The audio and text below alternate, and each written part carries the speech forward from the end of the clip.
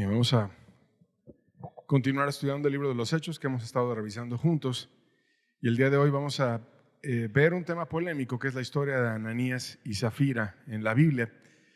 Y antes de entrar al tema de esa historia, que es la parte central del mensaje, quisiera hablar del contexto de cómo es que estaba operando la bendición en la iglesia primitiva. Hechos capítulo 4, versos 32 al 35, un poquito antes de esa historia famosa de Ananías y Zafira. Dice: y la multitud de los que habían creído era de un corazón y un alma, y ninguno decía ser suyo propio nada de lo que poseía, sino que tenían todas las cosas en común.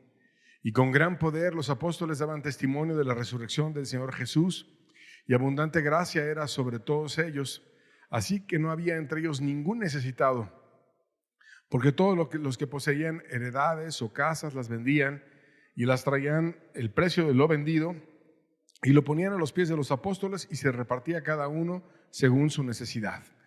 Y aquí estamos viendo cómo había un avivamiento enorme en la iglesia en Jerusalén, y cómo las muchas necesidades, porque de pronto creció muchísimo la iglesia y había miles y miles que tenían que atender, y que además eran visitantes porque eran judíos que habían venido de otros lugares a oír la verdad. Y de pronto encontraron a Jesús y se quedaron ahí a aprender, ni modo de regresar hasta tan pronto a su casa sin haber tenido una instrucción básica importante, y otros muchos que también se habían convertido de la misma ciudad de Jerusalén. Entonces las muchas necesidades que había se suplían generosamente a través de la iglesia.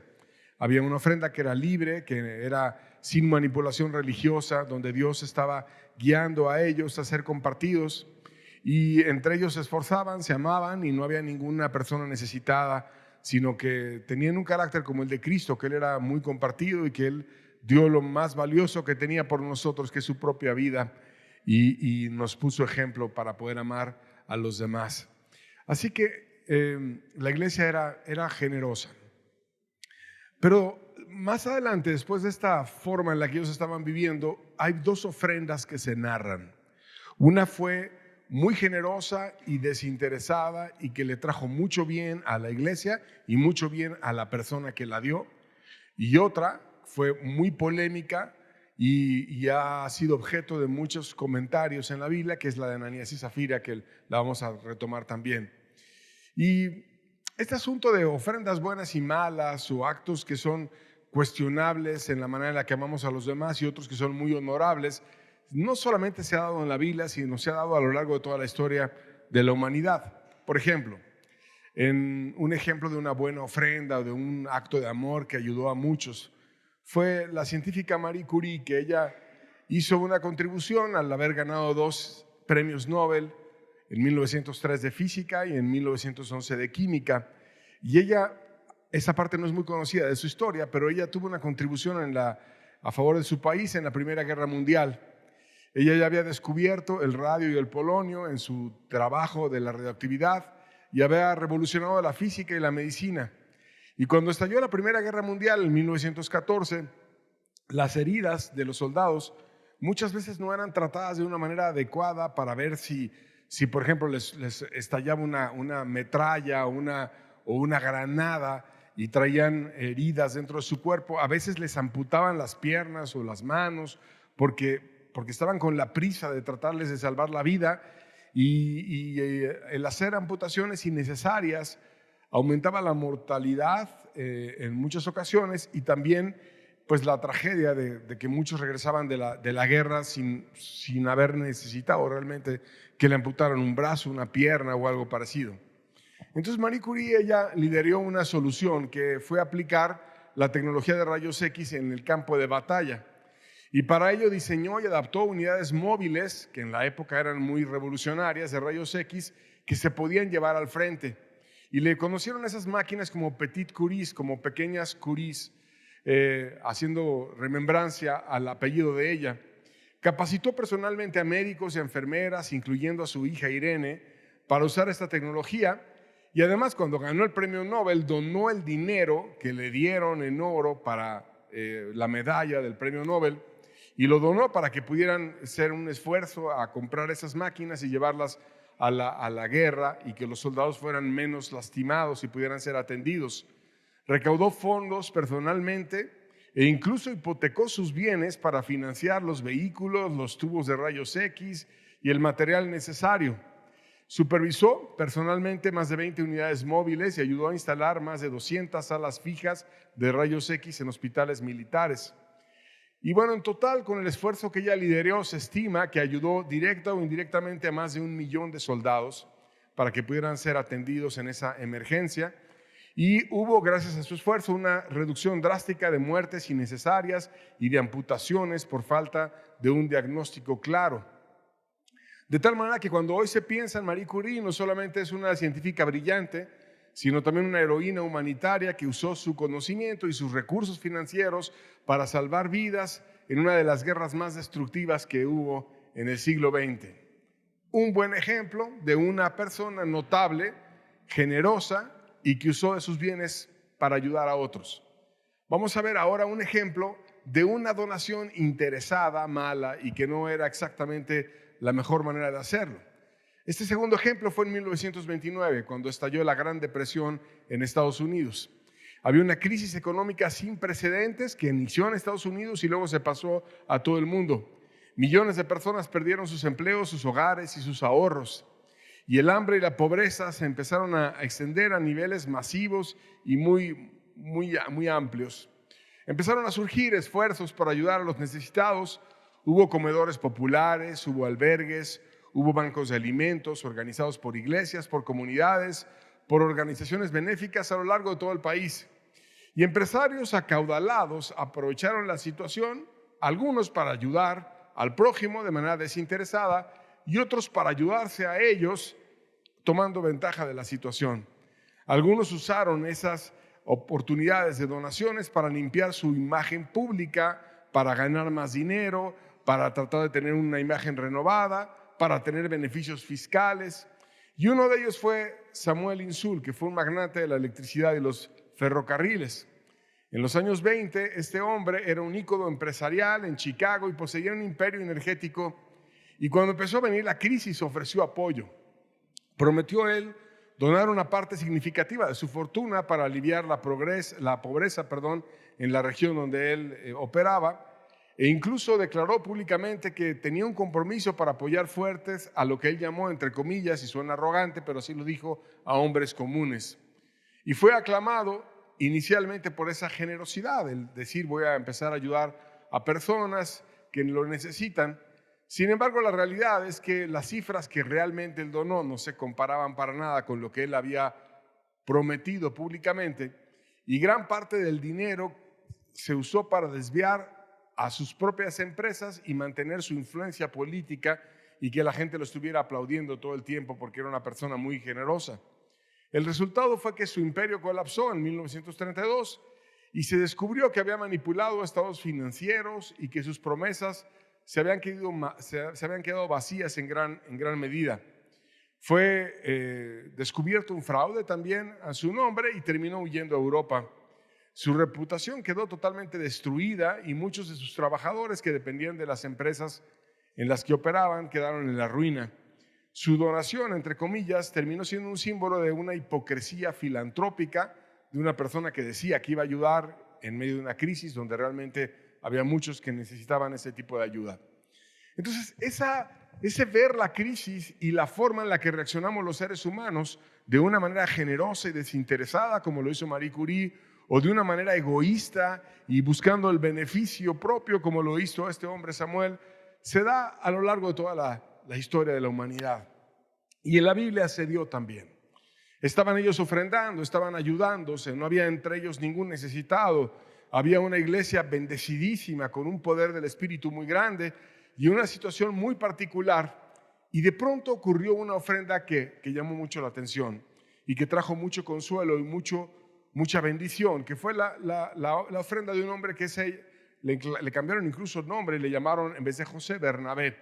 Hechos 4, versos 36 al 37, un ejemplo de una buena ofrenda. Dice: entonces José, a quien los apóstoles pusieron por sobrenombre Bernabé, que traducido es hijo de consolación, levita, natural de Chipre, como tenía una heredad, la vendió y trajo el precio y lo puso a los pies de los apóstoles.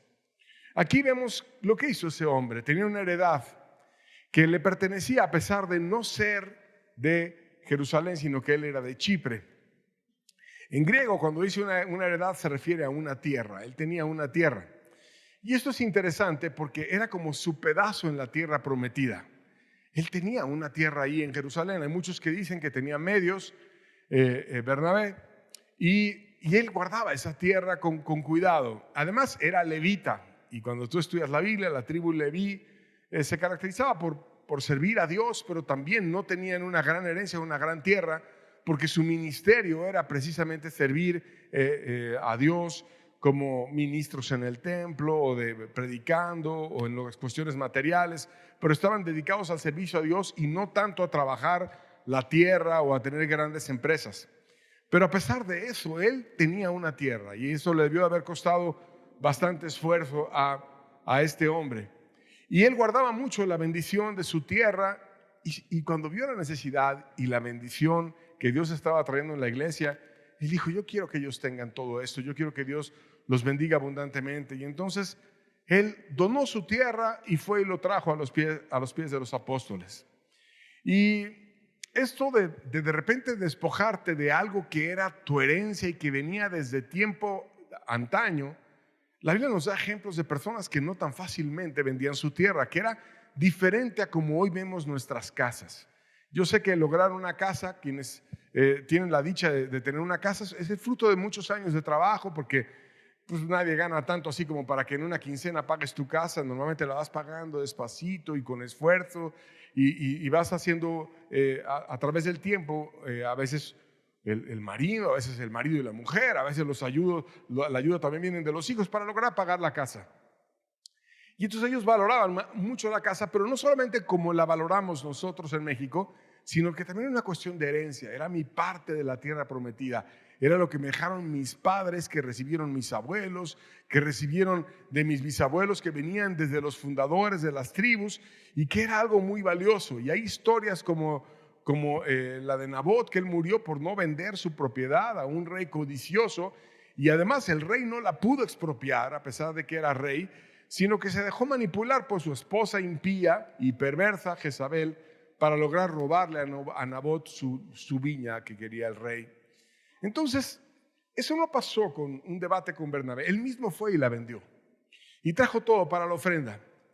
Y de pronto, quizás, cuando él vivía en esa casa o en ese lugar, en esa tierra, pues sale Bernabé, trae la ofrenda y ahora se va a rentar o se va a vivir a otro lado. Y llama la atención y dicen, ¿qué le pasó a Bernabé? Pues antes tenía una casota, tenía una tierra muy grande y ahora ya no está ahí. Y entonces el caso es que la iglesia se entera y dicen, oye, cuánto bien hizo Bernabé que trajo toda esa tierra hermosa que tenía y lo puso aquí a la ofrenda. Y fue mucho el consuelo que Dios dio a la iglesia a través de ese hombre, de su amor práctico, del darse por los demás, del decir yo voy a suplir a mi hermano. Y aún se despojó de algo que es muy valioso, que nadie lo manipuló, que nadie lo presionó, que no pasaba así como que Pedro se subiera y diciendo que al 20, que al 30, que al 100 por uno y manipulando a una persona para estar dando ofrendas. Eso no pasaba. Eso Dios lo hacía y la gente iba y lo compartió porque había mucha necesidad. Y entonces él fue y lo hizo y llamó tanto la atención y trajo tanto consuelo que le cambiaron el nombre que él tenía, que era José, y le dejaron de llamar José y le empezaron a llamar Bernabé, que quiere decir ver hijo y Nabé consolación. Y entonces su nuevo nombre era hijo de consolación. O sea, tú eres un hijo de Dios que Dios usó para consolarnos mucho, para ayudarnos, para bendecir, para poder compartir con otros. ¿Y qué pasó con ese Bernabé que fue despojado y que vendió su propiedad para darle a otros? Pues cuando tú ves la historia de Bernabé es una persona que creció muchísimo y que fue muy usado, uno de los más usados en la Biblia, que no viene su nombre muy espectacularmente detrás de grandes milagros o no hay una epístola de Bernabé o algo parecido, pero cuando estudias al personaje fue alguien que dio muchísimo. Dice la Biblia que él introdujo poderosamente la palabra en Chipre, también que él era uno de los principales en Antioquía. Y él fue enviado junto con el apóstol Pablo para ser aquel que compartiera el evangelio entre los gentiles. Y fue el maestro de Pablo. Imagínate nada más ser el maestro de Pablo. De tal manera que iban Bernabé y Pablo. No era Pablo y Bernabé. Después fue Pablo y Bernabé, ya que Pablo creció bastante. Pero en una buena temporada fue Bernabé y Pablo. Entonces él enseñaba a Pablo. Y no es cualquier cosa haber sido el maestro del más grande de los apóstoles, que fue Pablo, en cuanto al fruto, en cuanto a las cartas que dejó, en cuanto a muchas cosas que Dios usó a Pablo. Pues Pablo tuvo un maestro, y el maestro se llamaba Bernabé. Pero no solamente fue maestro de Pablo, también fue un restaurador de otro grande, que fue Juan Marcos, que incluso Pablo decía, no, ese Juan Marcos no lo podemos recibir, porque un tiempo estuvo con ellos y estaba en la misión, y después se fue, y decía, ¿por qué lo vamos a recibir de nuevo si titubeó? Y Pablo era muy celoso de tener gente que estuviera de acuerdo al llamado y que diera todo por Dios, y Juan Marcos no le gustaba. Pero Bernabé quiso recibir a Juan Marcos, lo quiso amar, lo recibió, lo amó, lo restauró, lo ayudó, se fue a predicar con él, y después levantó un grande de ese Juan Marcos, porque el evangelio de Marcos lo escribió precisamente Juan Marcos, el que también Bernabé ayudó a restaurar.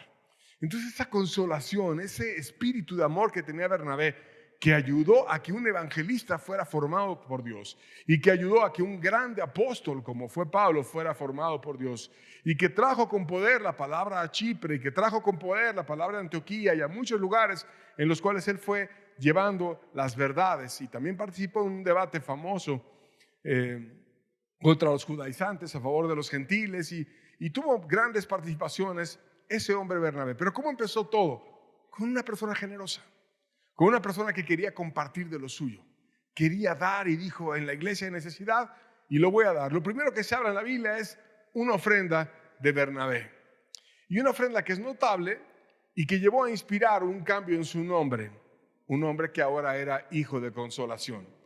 Y es una ofrenda que nos debe de llevar a nosotros a reflexionar en que en aspectos prácticos también nos podemos dar por los hermanos, y también podemos ser compartidos para poder bendecir a otros, despojándonos cuando tenemos el privilegio de aquellas cosas que con nuestro trabajo hemos podido adquirir para bendecir a otros, como lo hizo Bernabé.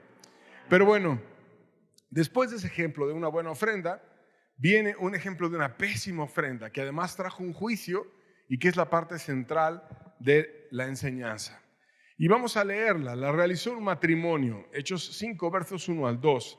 Dice: pero cierto hombre llamado Ananías, no le dice hermano, dice cierto hombre llamado Ananías, con Safira su mujer, vendió una heredad y sustrajo del precio, sabiéndolo también su mujer, y trayendo solamente una parte, la puso a los pies de los apóstoles. Aquí vemos un matrimonio. No estaba solo Ananías, sino tenía a su mujer. Bernabé no se habla nunca de su mujer. Ananías sí tenía a su mujer. Su mujer se llamaba Safira. Ananías quiere decir Dios muestra su gracia, y Safira quiere decir piedra preciosa, que probablemente viene del zafiro, el nombre, y como decir, como tú eres mi joya, tú eres mi zafiro. Y seguramente Ananías y Safira se enteraron de lo que pasó con Bernabé. Imagínate, alguien donó su tierra siendo levita y lo trajo para ayudar a mantener a tantas personas, que ahorita hay una gran necesidad porque esos miles están de visita aquí, y vamos a ayudarles y los vamos a formar. Y lo amaron tanto, y la iglesia quedó tan agradecida que hasta el nombre le cambiaron. Se llamaba José, ya no le llaman José, le llaman Bernabé. ¿Y si lo hacemos nosotros?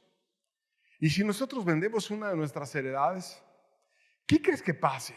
Imagínate, aunque no dice la Biblia cómo fueron las pláticas entre ellos, pero sin duda ellos estaban puestos de acuerdo. Y a lo mejor las pláticas eran algo así como: ¿y qué nombre te pondrán a ti, Ananías? ¿Cómo te pondrán? Ya no vas a ser Ananías, ¿ahora qué vas a hacer? Porque a José lo llamaron Bernabé, ¿y a ti cómo te pondrán? ¿Y cómo te pondrán a ti, Safira? ¿Cuál será tu nuevo nombre? ¿Y si vendemos algo? Total, aquí nada le falta a nadie, y todo el mundo reparte y todo el mundo da, y finalmente si damos vamos a tener la alabanza y el reconocimiento de los demás, como la tuvo Bernabé, y podremos vivir aquí de el cómo ellos están supliendo unos a otros. ¿Cuál es el problema? Y total, mira, la vendemos, damos una parte y luego nos guardamos una parte para nosotros. Y entonces nos vamos a quedar con el mejor de dos mundos. Vamos a ser unos héroes en la iglesia porque vendimos y trajimos todo de nuestra propiedad para poder ayudar a los demás. Y también vamos a tener la provisión porque ellos nos van a estar dando y finalmente vamos a ser muy reconocidos y nos van a poder ver. Y a lo mejor hasta tenían envidia cuando decían, ¿por qué Bernabé se llevó ese reconocimiento y no me lo dieron a mí? Esa gente que busca el quedar bien con los hombres y que es simuladora, hipócrita como lo eran ellos, tienen muchas cuestiones guardadas en el corazón, y así eran Ananías y Zafira.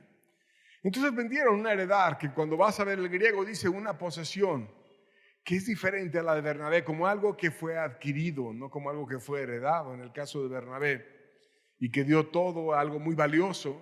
Pero ellos, una posesión que tenían, ni siquiera dice que fuera su única posesión, sino tener una posesión. Y la vendieron, fue su acción, vendieron su posesión.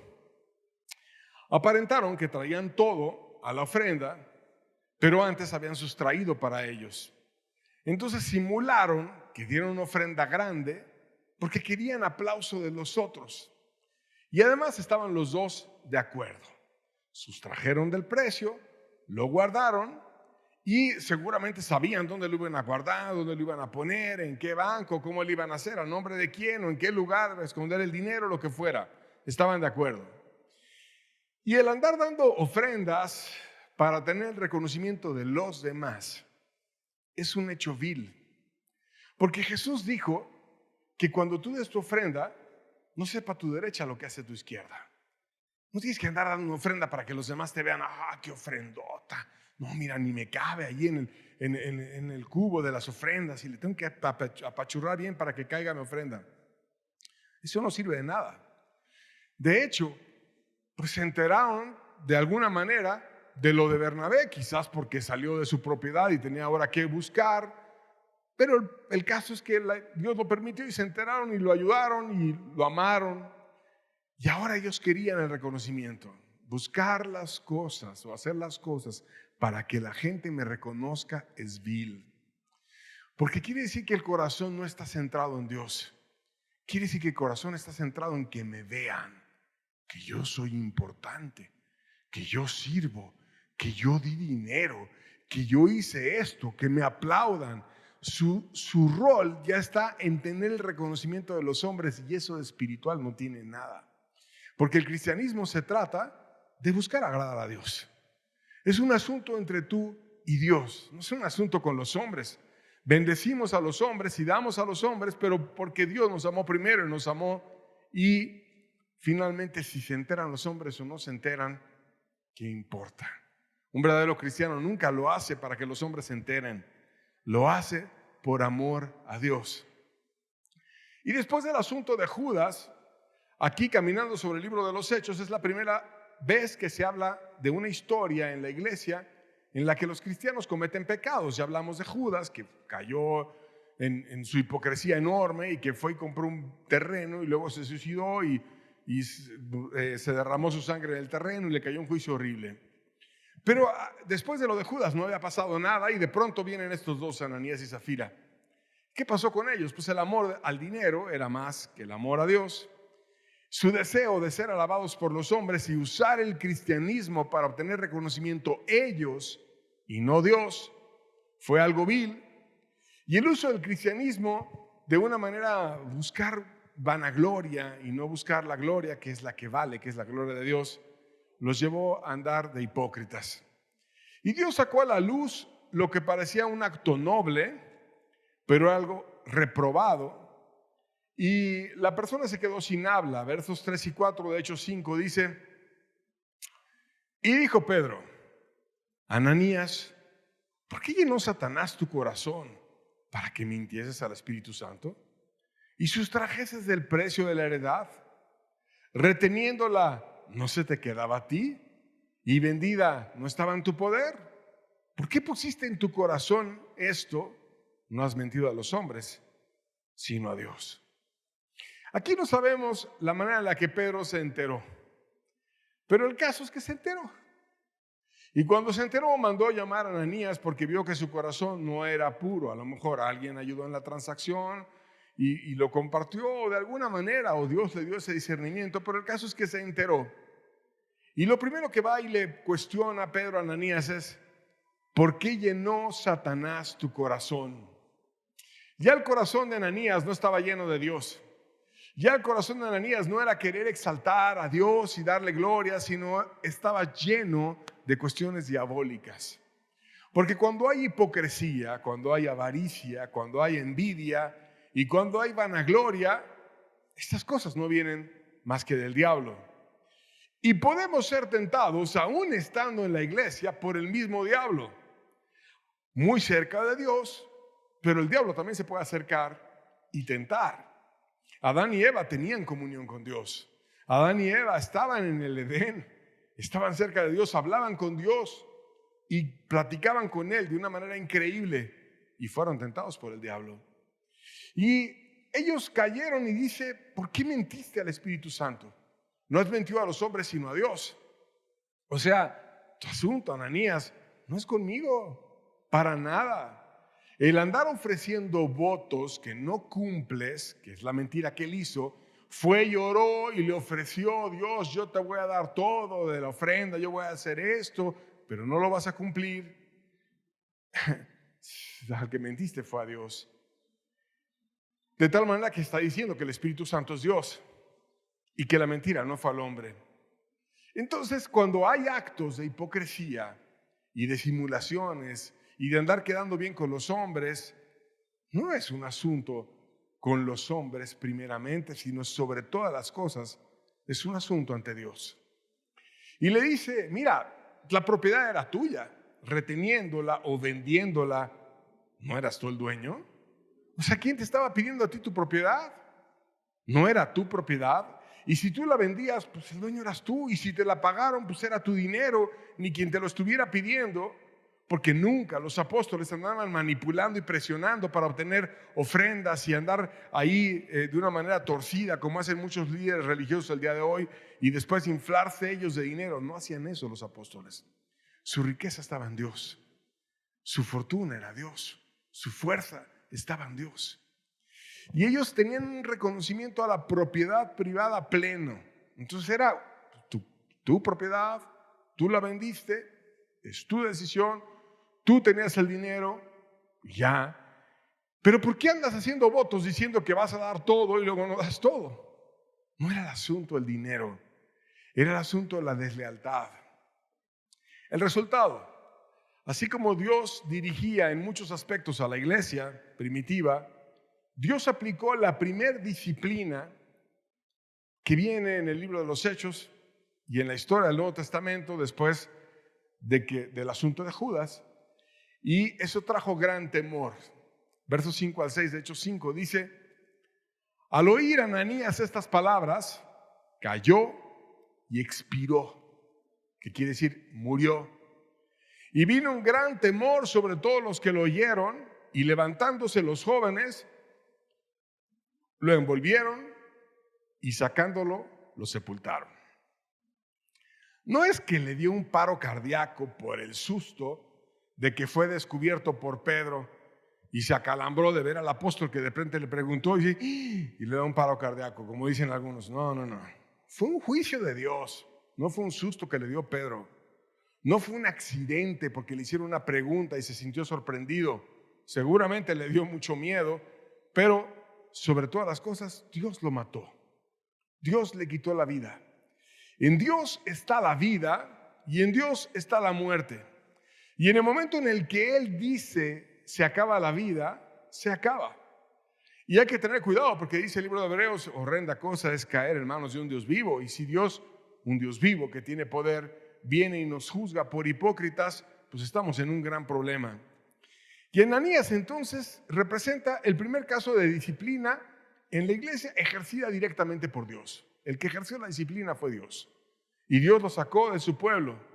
No estaba dispuesto Dios a aguantar intentos de tener una persona que simulaba y que decía que tenía una piedad y quería usar la piedad para ganar aplausos de los demás. Eso no sirve. En este caso, el castigo divino no permitía el luto, que es algo que nos cuesta trabajo entender en México, porque hay un pasaje en Levítico 10, si lo quieres tú leer en tu casa, en el cual cuando ocurría algo así, en el que Dios ejercía un juicio sobre una persona, a esa persona ni siquiera le hacían que el velorio y que un gran evento y todo, ¿no? Pasaban y lo enterraban de una manera rapidísima, como diciendo, esta persona fue maldita por Dios, vamos a despacharlo rápido de aquí. Eso viene en el libro de Levítico capítulo 10, tú lo puedes estudiar en tu casa. Entonces, esa práctica que nos cuesta trabajo entenderla el día de hoy, pero que la entendía muy bien en Israel, la hicieron. Entonces lo tomaron y lo enterraron rápido. Y después Pedro revisó si el corazón de la esposa estaba igual de desviado que el de Ananías. Y vamos a ver lo que le pasó. Versos 7 y 8 de Hechos 5 dice: pasado un lapso como de 3 horas, sucedió que entró su mujer, no sabiendo lo que había acontecido, y entonces Pedro le dijo: dime, ¿vendisteis en tanto su heredad? Y ella dijo: sí, en tanto. Habían pasado como 3 horas y ya su esposo estaba muerto y enterrado. Algo rapidísimo. Ella ni sabía. El diablo es bueno para mantener a sus seguidores en oscuridad.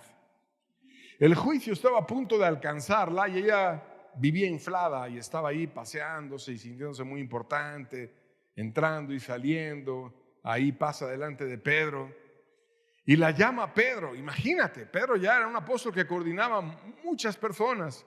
Miles podían venir a él, una iglesia enorme, era alguien muy importante. La llama a Pedro. Ya me llamó Pedro, ya voy con él. ¿Qué querrá Pedro preguntarme? Y dice la Biblia: a su tiempo su pie resbalará.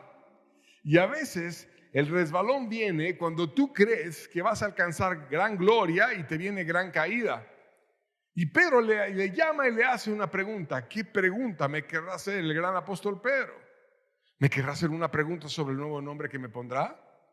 ¿Me querrá decir cómo va a cambiar mi nombre? Ya no voy a ser Zafira y ahora me va a declarar cuál va a ser mi nuevo nombre. ¿Qué querrá Pedro saber? Entonces lo primero que le preguntó es: oye, ¿tú vendiste en tanto la verdad? Sabía Pedro el precio y quería saber si ella estaba coludida o no.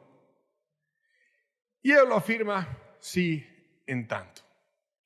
¿Qué quiere decir? La vendimos y trajimos la totalidad de la venta aquí para donar. Cuando seguramente sabía hasta el lugar en el que tenían escondido el dinero, y la gran oportunidad que tuvo ella de que el más grande de los apóstoles le estuviera teniendo una conversación con ella, la echó a perder. ¿Por qué no decir: Pedro, me da mucha vergüenza, pero la verdad es que pues estaba coludida con Ananías y no la vendimos en tanto? Total, hombre, una ofrenda, ¿quién te está pidiendo que traigas la totalidad? Pero el religioso, cuando quiere ser exaltado y cuando quiere tener la alabanza de los hombres, se pone cargas él mismo que Dios no le pone para que todo el mundo le aplauda y le diga, y no valora las oportunidades que Dios le quería dar. Y como Dios no hace excepción de personas, Pedro le declaró la misma sentencia que tuvo su esposo, la cual no ejecutó Pedro, la ejecutó Dios. Lo único que le estaba diciendo Pedro es: te estoy comunicando lo que Dios te va a hacer. Hechos 5, versos 9 y 10 dice: y Pedro le dijo: ¿por qué convenisteis en tentar al Espíritu del Señor? Y aquí no hay respuesta. Se quedó muda. La última pregunta en la cual ella pudo haber reaccionado: ¿por qué convenisteis en tentar al Espíritu del Señor?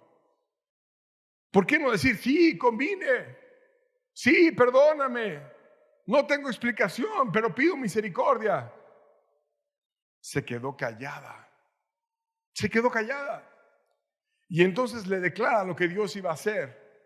He aquí a la puerta los pies de los que han sepultado a tu marido, y te sacarán a ti. Y al instante ella cayó a los pies de él y expiró. Cuando entraron los jóvenes, la hallaron muerta y la sacaron y la sepultaron junto a su marido. Ojalá hubiese ella tenido un lamento. Ojalá hubiese ella reconocido. Ojalá hubiese pedido ayuda. Ojalá se hubiese humillado. En vez de andar escogiendo el fingimiento, de andar escondiendo todo. No se podía hacer nada más por ella. ¿Por qué? Porque dice la Biblia, el que encubre sus pecados no prosperará. Más el que los confiesa y se aparta alcanzará misericordia. ¿Y cómo tú puedes ayudar a una persona que no pide ayuda? ¿Cómo tú puedes orar por alguien que es súper capaz y todo lo puede y nunca necesita nada? ¿Cómo pedir misericordia para alguien así? Se quedó muda ante la pregunta de Pedro sin respuesta y no sabía que era su última oportunidad. Podría haber dicho, sí, caí, perdón, pero no, la imagen hasta el final la trató de guardar, la apariencia. Y a Pedro no le quedaba más que declarar lo que Dios le había dicho que dijera. Y en ese momento actuó como un profeta y le dice lo que Dios le había dicho que dijera y le declara el juicio.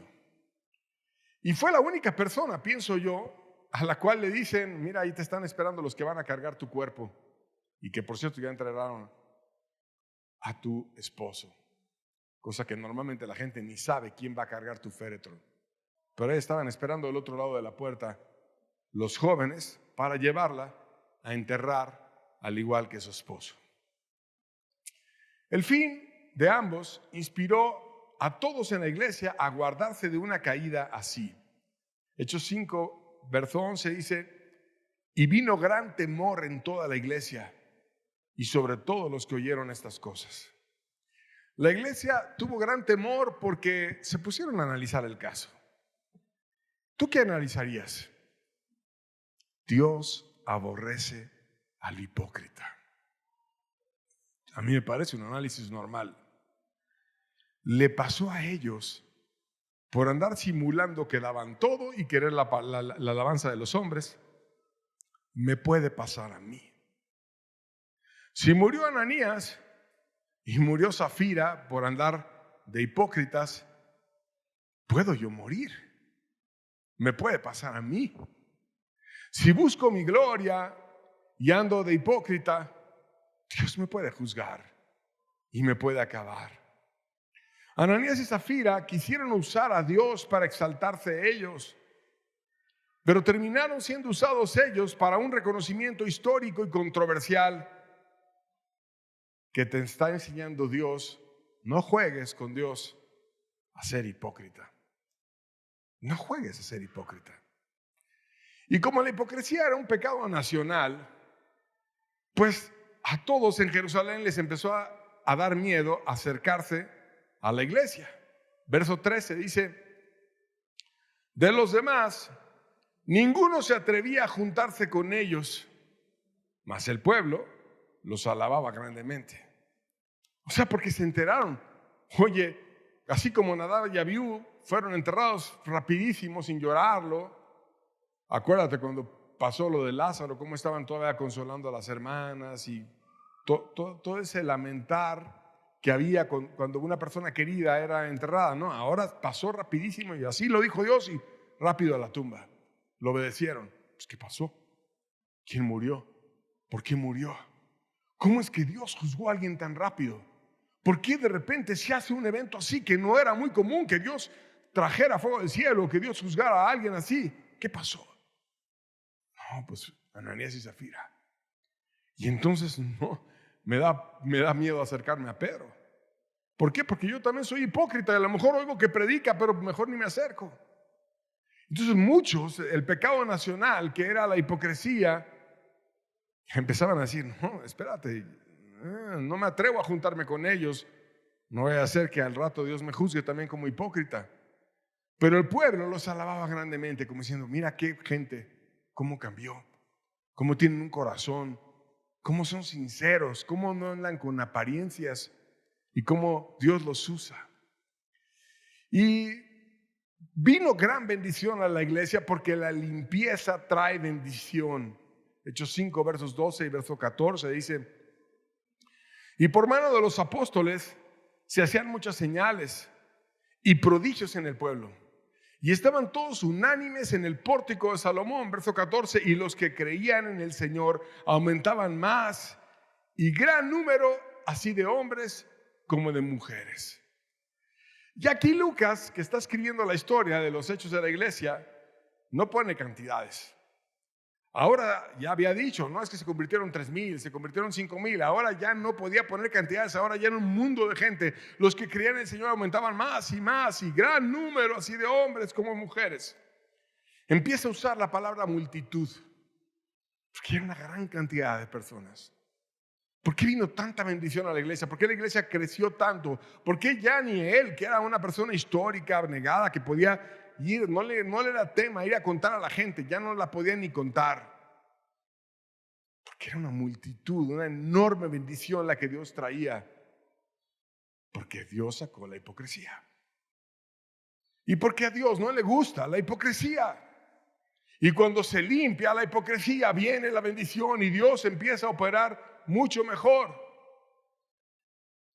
Lo más importante de todo es tener el favor de Dios. No es ser aprobado por los hombres. La idea de limpiar la vid para que viniera fruto, Jesús la dejó clara en Juan 15. Es como podar, como limpiar, como quitar lo que no sirve. Y luego va a venir gran bendición. Se ganaban hombres y mujeres en proporciones similares. Y vemos el principio: la hipocresía debilita a la iglesia, la limpieza fortalece y trae bendición. Ese es el principio. Ahora, vale la pena que así como la iglesia lo pensó, lo pensemos bien. El pecado de Ananías, querer aparentar dar todo para ganar el favor del hombre despreciando a Dios. Ya la gloria de Ananías no era el que Dios me perdone o el ser perdonado. La gloria de Ananías no era que Dios me bendiga o que Dios me ayude. Ahora la gloria de Ananías era: quiero la alabanza de los otros. Quiero que los demás me reconozcan. La misma gloria que quiso el diablo cuando quiso el trono de Dios y estar en un lugar que no le correspondía a él. Andar buscando qué nombre me darán a mí como se lo dieron a Bernabé es algo absurdo. No siguió los pasos de Dios de la transparencia. Y si no actúo siendo uno con Dios, me termino haciendo uno con el diablo y terminó cayendo. No guardó a su esposa. Construyó una familia basada en la apariencia y en la hipocresía. Y su familia quedó destruida repentinamente. Porque dice la Biblia: si Jehová no edificare la casa, en vano edifican los que la edifican. Y Dios edifica cuando no estamos haciéndolo en hipocresía. Y el pecado de Zafira, una unión no para bien. Se unió al matrimonio a su esposo, pero también se unió en hipocresía y también se unió en la muerte. Y la joya que debió haber sido ella, no lo fue, porque le pudo haber dicho a su esposo: oye, estás haciendo mal. ¿Por qué dices, si quieres venderla y dar una ofrenda? Ok, está bien, véndela, da la ofrenda que tú quieras, pero no te pares el cuello diciendo que diste todo cuando diste una parte. Tienes todo el derecho de dar lo que quieras. Pero ¿para qué te pavoneas diciendo: oh, yo di todo? Eso es hipocresía, Ananías. Pero le gustó ser parte de la hipocresía y entonces empezó a entrar en el juego. No exhortó en casa. Porque cuando alguien cae en hipocresía y no guarda su pacto, si eres observador, los primeros que lo ven son los de casa. Pero si nos coludimos todos en casa y guardamos ahí las cosas, ¿qué será de nuestra familia? Y entonces, ella, que pudo haber frenado a su hipócrita esposo, no lo hizo. Y terminó siguiéndolo en la muerte también, queriendo su nombre y obteniendo la muerte. La reacción de la iglesia fue correcta al poner a Dios ante todo, llena de celo y con cuidado, llena de hacer las cosas a la manera de Dios. Fueron y enterraron a Ananías así. No queremos nada con una persona que esté haciendo esos actos de hipocresía. Y a Zafira también. Ahí estaban los jóvenes esperando, quizás atrás de la puerta, diciendo: ojalá y no sea ella también. Ojalá y ella no caiga, ojalá y pida ayuda. Pero ahí estaban. Y de pronto, no, sí, la vendimos en tanto. Ándale pues. Paz, cae. Y ya tenía Dios todo preparado para sacar rápido el anatema de ahí. Y este pasaje nos recuerda que Dios en el Nuevo Testamento es el mismo que el Dios del Antiguo Testamento. Porque en el Antiguo Testamento hay historias de juicios similares a ese, como el de Nadab y Abiú, que eran sacerdotes, hijos de Aarón, y que de pronto quisieron adorar a Dios a su manera, de una manera en la que Dios nunca les había instruido, y se les ocurrió traer un fuego extraño a Dios, y el fuego de Dios salió y los consumió a ellos. O como el de Usa, que la puedes leer en 2 Samuel 6, que él estaba llamado a llevar el arca de Dios en donde Dios físicamente iba, y que tenía toda una forma en la que debías de llevar el arca. La llevaban los levitas, llevaban unas varas, y eran varios de ellos y la cargaban entre varios, que es un gran privilegio llevar la carga de Dios, y que tenía todo un simbolismo, y era una manera como de que Dios pudiera ver la gloria y mostrarla a toda la nación cuando Dios iba en el arca. Pero de pronto a Usa se le ocurre ligeramente transportar a Dios, y pues, ¿para qué andar cargando ahí un arca que puede estar pesado? Y mejor vamos a poner en un carro y le ponemos los bueyes, y hay que los bueyes lleven a Dios, y lo hace a su manera, para que no me pese tanto. ¿Y qué le pasó? Murió. Y a David le dio tanto miedo el que Usa hubiera muerto, que no quiso llevarse el arca a su casa. Como diciendo, no, yo no quiero, no hace que Dios me mate a mí también. Y era el rey. Y la mandó a casa de un hombre santo que se llamaba Obed-edom, que fue un hombre digno. ¿Y sabes qué le pasó a Obed-edom? Lo bendijo Dios tantísimo, en extremo. Obed-edom y su familia fue en extremo bendecida por recibir a Dios en su casa, en el arca. Pero lo hizo con apertura, sin apariencias, a la manera de Dios. Entonces, ¿cómo Dios quiere que nosotros vivamos? Con apertura, como somos, no con apariencias, sino de todo corazón, y no a nuestra manera, sino a la manera de Dios. Hay otro ejemplo, que es el ejemplo de Herodes, y también viene en el libro de los Hechos, y como estamos estudiando el libro de los Hechos, lo vamos a ver directamente en el texto. Nos dice la Biblia que él tenía una diferencia con los de Tiro y Sidón, y él también terminó siendo juzgado como Ananías y Zafira. Hechos 12, versos 20 al 21 dice: y Herodes estaba enojado contra los de Tiro y Sidón, pero ellos vinieron de acuerdo ante él y sobornaron a Blasto, que era camarero mayor del rey, y pedían paz porque su territorio era abastecido por el rey. Y un día señalado, Herodes, vestido de ropas reales, se sentó en el tribunal y les arengó. Aquí vemos a un rey corrupto, Herodes. Te acercabas a tener su favor a través de sobornos, que era hijo del otro Herodes, que era un hombre perverso, su padre, que mandó matar a los niños en Belén cuando quería matar a Jesús. Y estaba molesto con los de Tiro y Sidón, que eran dos regiones importantes, y quería favores, y entonces se acercaron ellos para negociar. Pues imagínate, un rey ahí, vamos a negociar con él. Y como toda persona que se acerca para negociar, lo empiezan a adular y a darle el avión, y así como hacen a veces con los ricos y poderosos para que tengas favores de ellos, y todo el mundo le dice lo que quiere el rico con tal de sacarle algo.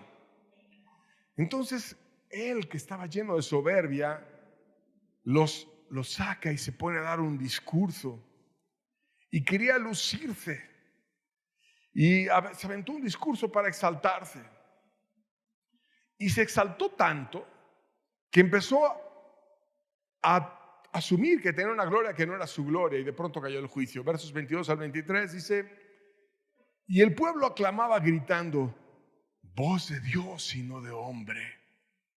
Y al momento un ángel del Señor le hirió, y por cuanto no dio la gloria a Dios, expiró comido de gusanos. Allí estaba el rey vestido de ropas reales, sentado ante el tribunal. Hay quien dice que entraba la luz del sol y su ropa real hacía que brillara y reflejaba la luz del sol, y cuando estaba dando el discurso se vio así como algo muy glorioso. Entonces pronto, en ese deseo de querer halagar al rico para obtener favores de él, empieza alguien a soltar un murmullo. Voz de Dios y no de hombre. No es Herodes el que está hablando, es Dios el que está hablando. ¿Cómo le gusta a la gente aduladora dar ese tipo de expresiones? No, es Dios que habla a través de ti.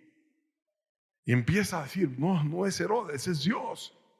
Y Herodes, que estaba todo fanfarrón, que estaba lleno de trampas y manipulaciones, y lo andaban sobornando y quería dinero por acá y por allá, empieza así, sí, es la voz de Dios hablando a través de mí.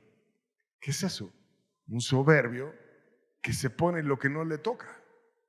Y bueno, fue tan repugnante la soberbia y la hipocresía de Herodes que un ángel del Señor le hirió. La gente soberbia e hipócrita y que anda simulando cae mal en el cielo y cae mal también en la tierra, y a todo el mundo le cae mal. Entonces un ángel se hartó y dijo, bueno, ya. Y lo mató. Y como quería dejar claro que era un ser miserable, terminó comido de gusanos, como diciendo, mira qué podredumbre había en Herodes, como una instrucción a todos. No andes diciendo que Dios es lo mismo que Herodes. Algo similar, un juicio al hipócrita, en este caso para un pagano, y en el caso de Ananías y Zafira para un cristiano, entre comillas, porque ya estaban deslizados, que quisieron ponerse ese tipo de exaltaciones delante de los hombres. ¿Cómo aplicar esta verdad en nuestras vidas? Debemos de evitar la hipocresía. Debemos de evitar la tentación de andar queriendo ser aplaudidos por los hombres y que los hombres nos reconozcan. ¿Eso qué? No hay hombre que hubiera muerto por ti en la cruz. Solamente uno murió por ti para ganar el precio de tu alma, que es Jesús. ¿Qué importa lo que diga el hombre? ¿Qué importa todo eso? 1 Corintios 5, versos 6 y 7 dice, no es buena vuestra jactancia. ¿No sabéis que un poco de levadura leuda toda la masa? Limpiaos pues de la vieja levadura para que seáis nueva masa sin levadura como sois, porque nuestra Pascua, que es Cristo, ya fue sacrificada por nosotros. Si dejamos que entre un poquito la hipocresía, una simulación, una apariencia, un hacer cosas que están mal, pero guardarnos y disfrazarlo a través de la hipocresía, Pablo dice, no te andes jactando. No es bueno que te pongas arrogante. Un poco de levadura va a echar a perder todo. Por lo tanto, eso que tienes, quítatelo. Y yo te pregunto, ¿hay hipocresía en ti? Poco o mucho, quítatelo. Porque si la hay, te va a leudar por completo y Dios sigue juzgando. Dios puede también juzgar el día de hoy avaricias y cobardías y maldades. Y Dios... Hay muchos falsos profetas y líderes avaros que si te pones a analizar están más que juzgados. Y les ha ido muy mal. Porque Dios no deja de extender su mano. Y te puede juzgar y me puede juzgar. Por lo tanto, ¿qué hacer? Limpia la levadura de tu vida.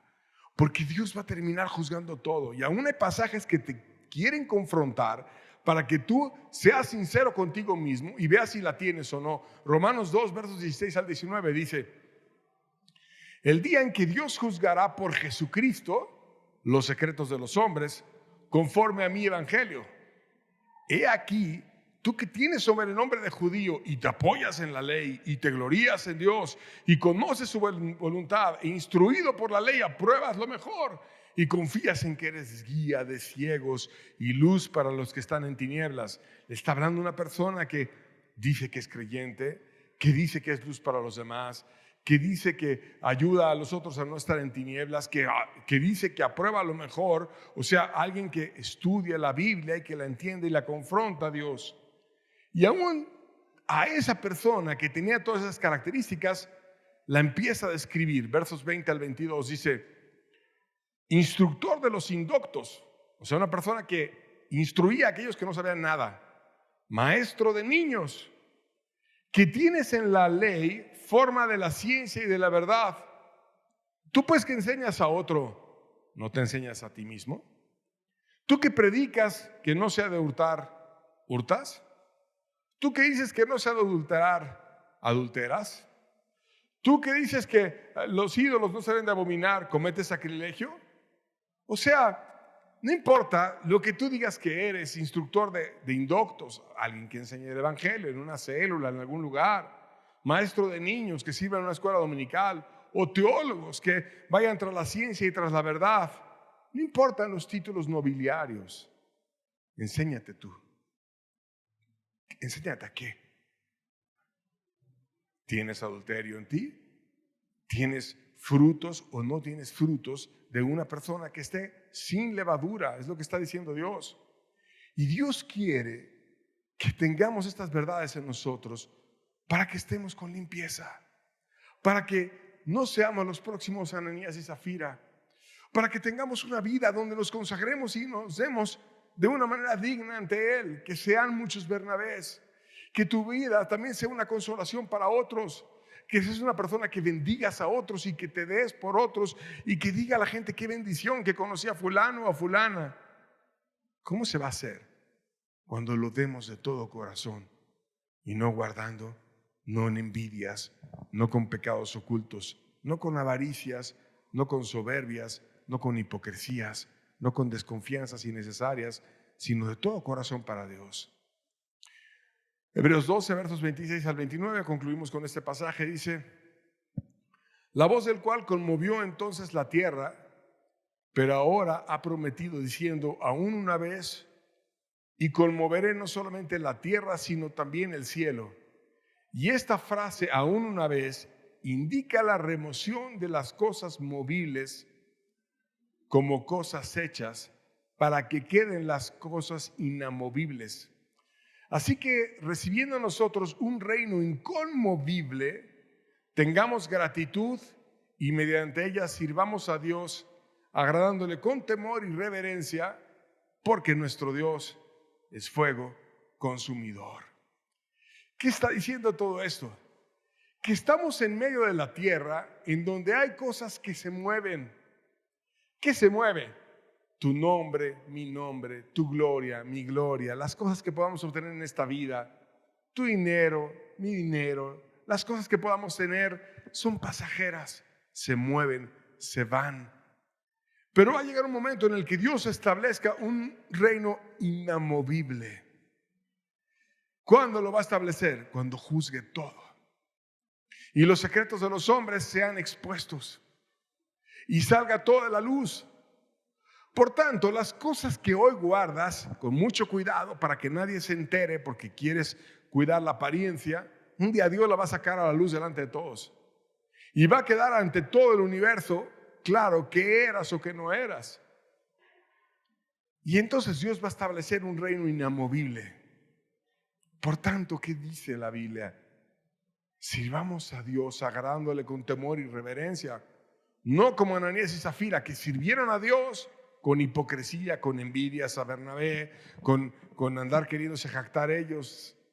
Y se les olvidó que nuestro Dios es fuego consumidor y que nuestro Dios de repente puede soltar un juicio ante lo que sea. Y cuando vienes por tu nombre para que todo el mundo te apruebe y creyendo que vas a pasar la prueba que te puso Pedro preguntando: ¿vendiste en tanto la heredad? Sí, en tanto. Y ahí donde pensaba recibir su nuevo nombre, recibe el juicio y muere. Querido amigo, que Dios nos guarde de eso, que seamos sinceros, que analicemos nuestras vidas y que si hay algo que cambiar, lo cambiemos, porque nuestro Dios es fuego consumidor. Es el mismo Dios del Nuevo Testamento y el mismo Dios del Antiguo Testamento. Tengamos cuidado y caminemos de una manera honorable ante Dios, dándole la gloria a Él, viviendo para Él de todo corazón, y Dios nos va a bendecir. Con eso terminamos. Les invito entonces a ser sinceros, ser francos, a poner en práctica estas verdades en la semana, y nos vemos aquí la siguiente semana para continuar estudiando este hermoso libro de la Biblia, el libro de los Hechos. Dios les bendiga, estamos despedidos, que tengan bonita tarde.